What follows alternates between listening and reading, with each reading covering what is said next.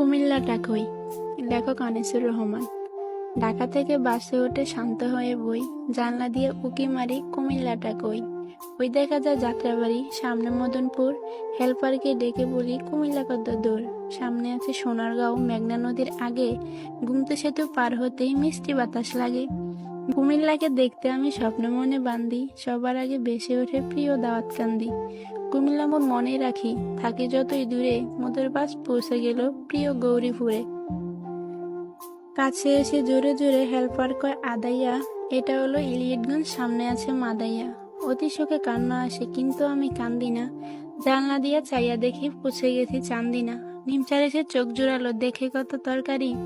পাশের সিটের কাকা বলে সুস্বাস্থ্যের দরকারি। বাসে বসে কবি তুমি কত কিছু ভাবিলা, জানলা দিয়ে চাইয়া দেখো পৌঁছে গেছো কাবিলা। ময়নামতি সেনানিবাস, আলেখারচর বিশ্ব